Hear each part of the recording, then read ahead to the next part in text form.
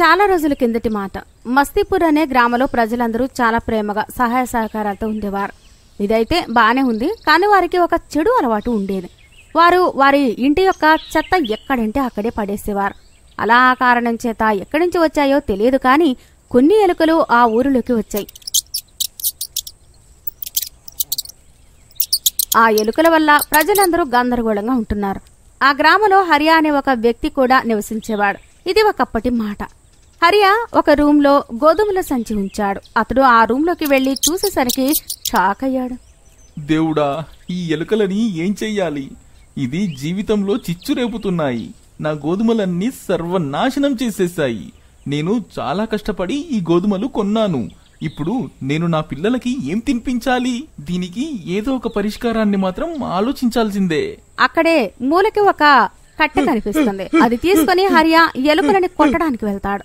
ఆగు, ఆగవే, ఆగు, నీకు ఇప్పుడే నీ పని పడతాను, ఆగు. హరియా ఎలుక వెనకాలే కర్ర తీసుకుని పరిగెడుతున్నాడు.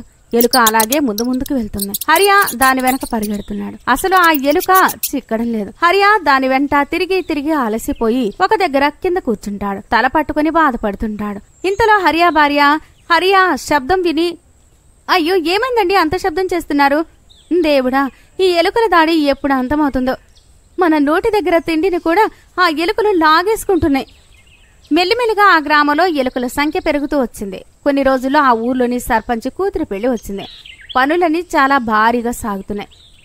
పెళ్లి కోసం సర్పంచ్ కూతురు చాలా అందమైన కాస్ట్లీ గాగ్రా తెప్పించుకుంది. ఆమె తన పెళ్లి గురించి చాలా ఆనందంగా ఉంది. ఆ పెళ్లి రోజు రానే వచ్చింది. ఆ రోజు సర్పంచ్ కూతురు పెళ్లి. సర్పంచ్ అందరితో ఇలా అంటాడు, త్వర త్వరగా కానివ్వండి పనులన్నీ. పెళ్లివారు వచ్చే టైం అయ్యింది. ఇంకా వాళ్ళ పనులు అలాగే ఉండిపోయాయి.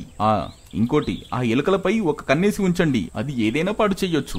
ఆమె కట్టుకోవడానికి అన్ని బట్టలు తీసేసరికి ఆమె ఎంతో ఇష్టపడిన గాగ్రా చున్ని చిరిగి ఉంది. నా చున్ని, అయ్యో ఇదేంటి ఇలా అయింది? ఇప్పుడు నేనే వేసుకోవాలి. ఈ ఎలుకైతే నా చున్నీని కూడా కొరికేశాయి. సర్పంచ్ కూతురు తన చున్ని చూసి చాలా దీనంగా ఏడుస్తుంది. తను గట్టిగా ఏడవడం చూసి సర్పంచ్ మరియు తన భార్య అక్కడికి వస్తారు. ఏమైందమ్మా, నువ్వు ఎందుకు ఏడుస్తున్నావు? నా చున్నీని ఎలుకలు ఎలా చేశాయో, ఇప్పుడు నేనేం వేసుకోవాలి? ఈ ఎలుకల బండబడ ఇప్పుడు ఏదో ఒకటి పాడు చేస్తూనే ఉంటాయి. దేవుడా, ఏంటి ఈ ఎలుకల సంఖ్య రోజు రోజుకి పెరుగుతూనే ఉంది. అబ్బా, వీటిని ఎలా వదిలించుకోవాలో అర్థం కావడం లేదు. ఏదో చెయ్యాలి. ఒకవైపు పెళ్లికొడుకు కూడా వచ్చి ఉంటాడు. పెళ్లికొడుకు కూర్చోగానే ఒక ఎలుక వచ్చి అతడి షూస్ ని కొరికేస్తుంది. పెళ్లికొడుకు గట్టిగా అరుస్తాడు,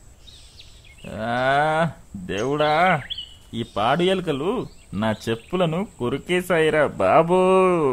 అతని దృష్టి ఎలుకపై పడుతుంది. ఈ ఎలుక నా చెప్పులను కొరికేసింది. దీన్ని పట్టుకోండి, కొట్టండి, కొట్టండి.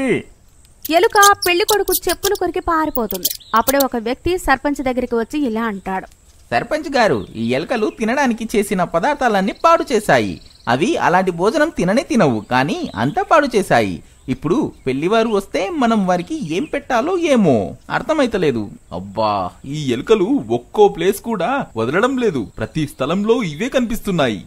తరువాత ఒకరోజు ఆ గ్రామంలో పూజ అనే ఒక యువతి తన 5 సంవత్సరాల కొడుకుని నిద్రపుచ్చి ఆమె స్నానం చేయడానికి వెళ్తుంది. ఒక ఎలుక వచ్చి ఆ బాబు వేలు గట్టిగా కరుస్తుంది. ఎలుక కరవగానే ఆ బాబు గట్టిగా ఏడుస్తుంటాడు. బాబు ఏడుపు విని ఆమె త్వరగా స్నానం చేసి వచ్చేస్తుంది. బాబుకి ఆకలి అయినట్లుంది. ఏమైంది నానా, బంగారు తండ్రివి? ఆమెకు అర్థమైంది మున్న ఆకలితో ఏడవడం లేదని. మున్న వేలివైపు చూస్తుంది. ఎలుక, నా మున్న వేలు కొరికింది. ఈ ఎలుకలు ఎప్పుడు పోతాయో ఏమో. ఆమె వెంటనే తన చీర చించి తన వేలికి పట్టి కడుతుంది.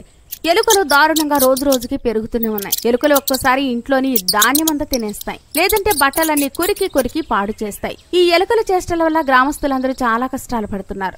ఎలుక కరిచిన బాబు చేష్టలు సేమ్ అలాగే మారుతూ వచ్చాయి. పగలంతా ఆ బాబు మనిషిలా ఉంటాడు. రాత్రి కాగానే అతడు ఒక దెయ్యం ఎలుకలా మారిపోతాడు. తర్వాత ఒకరోజు రాత్రి ఇంట్లో అందరూ పడుకున్నప్పుడు ఆ బాబు ఒక దెయ్యం ఎలుకలా మారి గ్రామంలో అటు ఇటు తిరుగుతూ ఒక ఇంట్లోకి వెళ్లి అక్కడ 4 సంవత్సరాల ఒక బాబుని కరుస్తాడు. కొరకడం వలన ఆ బాబు కూడా దెయ్యం ఎలుకలా మారిపోతాడు. తరువాత మరుసటి రోజు పూజ మున్నా కోసం దలియా చేసి గిన్నెలో వేసిచ్చి వెళ్ళిపోతుంది. వంటింట్లో వంట చేస్తూ ఉంటుంది. పూజ తిరిగి మళ్ళీ మున్నా దగ్గరికి వచ్చి చూస్తుంది. వీడు దలియాని ఎలుకలా ఎందుకు తింటున్నాడు? తన చేతితో మున్నాకి దలియా తినిపిస్తుంది. మున్నా చెంచాతో తినాలి, అలా తినకూడదు నాన్నా. పూజ చెంచాతో తినిపించాలి అని చాలా ప్రయత్నిస్తుంది. కాని మున్నా అస్సలు తీసుకోడు, అలానే తింటుంటాడు. మున్నా అలా ఎలుకలాగా తినడం చూసి పూజ చాలా గాబరా పడుతుంది. వీడికి రోజు ఏమైంది? నాకసలు ఏం అర్థం కావడం లేదు. అప్పుడు పూజ కళ్ళు మున్నా వేళ్లపై పడతాయి. ఎలుక కొరికిన వేలు సేమ్ ఎలుక వేళ్లలా మారిపోయి ఉంటాయి. పూజ ఇది చూసి చాలా భయపడుతుంది. దేవుడా, నా బంగారు తండ్రికి ఏమైంది? తన వేలు ఎలుక వేలులా అవుతోంది. తరువాత మరుసటి రోజు ఒక మహిళ తన 6 సంవత్సరాల కొడుకుకి తినడానికి భోజనం పెట్టి బట్టలు ఉతకడానికి వెళ్ళిపోతుంది. అప్పుడే ఒక ఎలుక వచ్చి తన కాలుని కొరికి వెళ్ళిపోతుంది. బాబు ఏడుపు విని వాళ్ళ అమ్మ బాబు దగ్గరికి వస్తుంది. ఏమైంది నానా, నువ్వెందుకు ఏడుస్తున్నావు? అమ్మా, నా కాలుని ఎలుక కొరికింది. ఈ ఎలకలకు అసలు అద్దె లేకుండా పోయింది. ఆ ఎలుక ఏ బాబుని కొరికినా ఆ బాబు దెయ్యం ఎలుకలా మారిపోతాడు. వారి చేష్టలన్నీ ఎలుకలలాగే మారిపోతున్నాయి. మెల్లిమెల్లిగా ఒకరోజు గ్రామంలో ఉన్న పిల్లల చేష్టలు ఎలుకలాగా మారిపోయాయి. ఒకరోజు రాత్రి గ్రామంలో అందరూ నిద్రిస్తున్నారు. గ్రామంలోని పిల్లలందరూ వారి వారి ఇళ్ల నుండి బయటకు వస్తారు. అప్పుడు మున్నా వాళ్ళ అమ్మ పూజ మేల్కొని మున్నాని వెంబడిస్తూ బయటకు వస్తుంది. అప్పుడు ఆమె తన వెంట వెళ్లి చూసి చాలా గాబరా పడుతుంది. దేవుడా, ఏంటిది? నా బాబు మున్నా ఒక దెయ్యం ఎలుకలా మారిపోయాడు. ఎక్కడికి వెళ్ళనయ్యా? ఇంతలో ఇంకొక యువతి కూడా తన పిల్లలను వెంబడిస్తూ బయటకు వచ్చి పూజని చేరుతుంది. ఆమె కూడా తన పిల్లలను దెయ్యం ఎలుకల్లా మారడం చూసి భయపడిపోతుంది. ఆమె పూజ ఇద్దరూ కలిసి నిశ్శబ్దంగా చూస్తూ ఉంటారు. ఎలుక దెయ్యాలన్నీ గుంపుగా చేరి మాట్లాడుకుంటూ ఉంటాయి. ఆహా, ఇంకొద్ది రోజుల్లోనే ఈ గ్రామంలోని పిల్లలందరూ ఎలుకలుగా మారిపోతారు.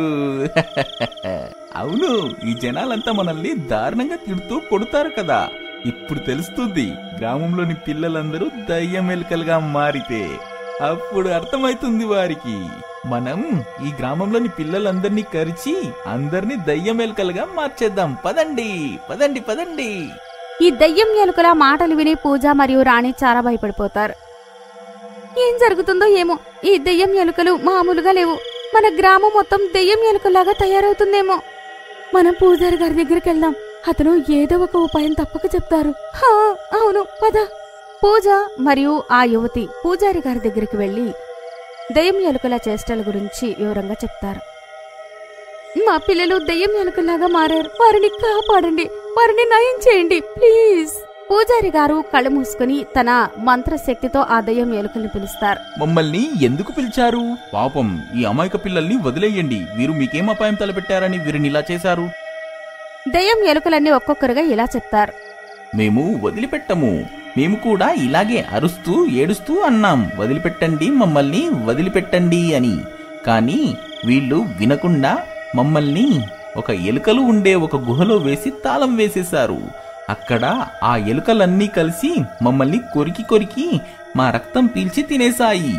అలా మేము చనిపోయాం. తర్వాత మా ఆత్మలు కూడా ఆ ఎలుకల్లోకి ప్రవేశించాయి. అలా అందుకనే మేము ఈ గ్రామస్తులపై పగ తీర్చుకుంటున్నాము. వాళ్ళని కూడా దయ్యం ఎలుకలుగా మారుస్తున్నాము. ఏంటి, మిమ్మల్ని వారు ఎందుకు బంధించారు? మేము ఆకలి దప్పికలతో బాధపడేవాళ్ళం. తినడానికి మా దగ్గర ఏమీ ఉండేది కాదు. ఎలాగోలా కడుపు నింపుకోవాలి అనే ఉద్దేశంతో మేము ఎలుకలని చంపి తినేవారిమి. ఈ విషయం తెలిసిన గ్రామస్తులు మమ్మల్ని మా కుటుంబాలకి గృహలో వేసి శిక్షించి తాళం వేసేశారు. తర్వాత అప్పటి నుండి మా ఆత్మ చాలా వేదన అనుభవిస్తుంది. ఇప్పుడు మీరే చెప్పండి, అంత చిన్న తప్పుకి ఇంత పెద్ద శిక్ష వేశారు, అది సమంజసమేనా? గ్రామస్తులు మీకు చేసింది చాలా పెద్ద తప్పే, పాపమే. కానీ ఈ చిన్న అమాయకుల పిల్లల తప్పేమీ లేదు కదా. పాపం వదిలేయండి, నేను మీకు ముక్తిని ప్రసాదిస్తాను. పూజారి గారు అప్పుడు మంత్రం పఠిస్తూ తన చేతిలో మంత్రజలం తీసుకుని అన్ని ఎలుకల దెయ్యాలపై చల్లుతారు. అప్పుడు ఆ అన్ని దెయ్యం ఎలుకలకి ముక్తి లభిస్తుంది. తర్వాత పిల్లలు కూడా తమ తమ అసలు రూపాల్లోకి వస్తారు.